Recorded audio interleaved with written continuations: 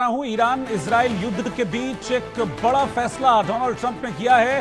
Donald Trump कह रहे हैं कि ईरान की राजधानी तेहरान को तुरंत खाली कर दें लोग, जितनी जल्दी हो सके उतनी जल्दी तेहरान को खाली कर दीजिए। ये ट्रंप कह रहे हैं। ये धमकी है या चेतावनी है ये अभी देखना होगा, लेकिन ट्रंप लगातार कह रहे हैं कि तेहरान को आप खाली कर दीजिए। अमेरिका क्या करेगा इस पर आप कुछ मत सोचिए। एटमी डील पर ईरान को साइन कर देने चाहिए थे, लेकिन अब आप तेहरान को खाली कर दीजिए।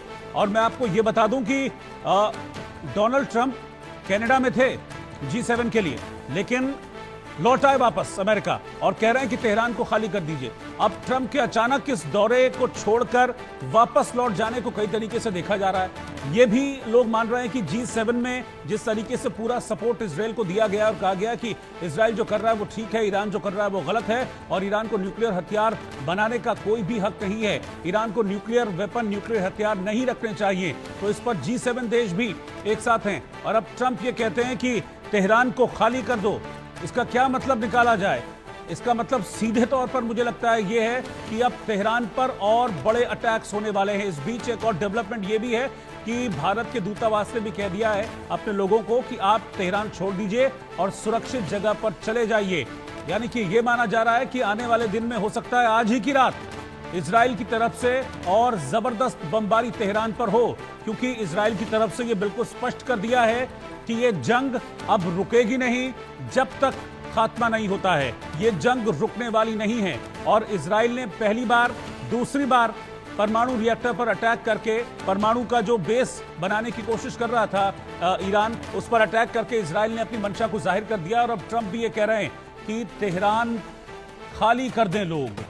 तो ईरान पर ट्रंप भड़के हुए हैं। क्यों भड़के हुए हैं? तमाम तरीके के सवाल खड़े हो रहे हैं। ट्रंप ने क्या कहा है वो आपको जानना जरूरी है। वो कह रहे हैं कि राजधानी तेहरान को वहां जो मौजूद लोग हैं वो तुरंत खाली कर दें, जितने भी लोग हैं और चले जाएं यहां से, जितनी जल्दी हो सके तेहरान को खाली कर दो, ये कह रहे हैं ट्रंप। अमेरिका क्या करेगा ये आपको सोचने की जरूरत नहीं है। तो यही से एक सवाल ये भी खड़ा हो रहा है कि क्या अमेरिका कुछ करने वाला है? क्या डायरेक्टली अमेरिका इजराइल के साथ इन्वॉल्व हो सकता है इस अटैक में?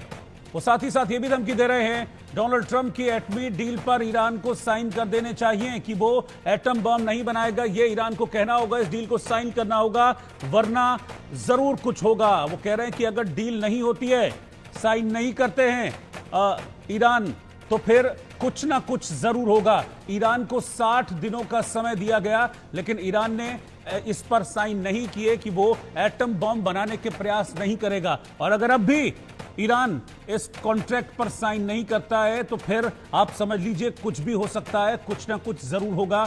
इस तरह की चेतावनी डोनाल्ड ट्रंप की तरफ से दी जा रही है। इस बीच इजराइल की तरफ से लगातार अटैक्स ईरान पर बढ़ रहे हैं। हालांकि ऐसा नहीं है कि ईरान कुछ नहीं कर रहा है, ईरान भी रिटेलिएट कर रहा है। ईरान ने भी कई हाइपरसोनिक बैलिस्टिक मिसाइल के जरिए इजराइल पर हमले किए हैं। इजराइल की राजधानी तेल अवीव, इसके अलावा यरूशलेम और कई अलग अलग शहर हैं जहां पर ईरान की मिसाइलें गिरी हैं। और जो इजराइल का एयर डिफेंस सिस्टम है उसको भेद कर ईरान की मिसाइलें कई गिरी हैं। लेकिन ईरान के ऊपर जो इंटेंसिटी है हमलों की वो इजराइल की तरफ से ज्यादा है और लगातार दोनों तरफ से एक दूसरे पर मिसाइलें दागी जा रही हैं। मैं आपको बता दूं कि जो तेल के डिपो हैं ईरान के, वो इजराइल ने अब तक उड़ा दिए हैं। मरने वालों की संख्या ईरान में अभी तक ज्यादा है, 150 के आसपास जाने इस अटैक में अब तक जा चुकी हैं। 150 से ज्यादा लोग ईरान में अब तक इस अटैक्स के चलते अपनी जान गंवा चुके हैं। और अब आप ये समझ लीजिए कि G7 भी इजराइल के साथ है पूरी तरीके से। उन्होंने कह दिया है कि परमाणु रखने का अधिकार ईरान के पास नहीं है। डोनाल्ड ट्रंप ये कह रहे हैं कि भैया ईरान को अब इस संधि पर साइन कर देना चाहिए, इस कॉन्ट्रैक्ट पर साइन कर देना चाहिए कि वो परमाणु हासिल करने की कोशिश नहीं करेगा। और अगर इस पर वो साइन नहीं करता है तो फिर आप समझ लीजिए कुछ भी हो सकता है, कभी भी कुछ भी हो सकता है। और पूरी दुनिया की नजर इस बात पर टिकी हुई है कि G7 छोड़कर बीच में ट्रंप आ गए और वो ये कह रहे हैं कि मैं ईरान और इजराइल का जो युद्ध चल रहा है इस वजह से मैं G7 को छोड़कर बीच में लौटा हूं। हमारे साथ दो खास मेहमान इस वक्त साथ में जुड़ गए हैं।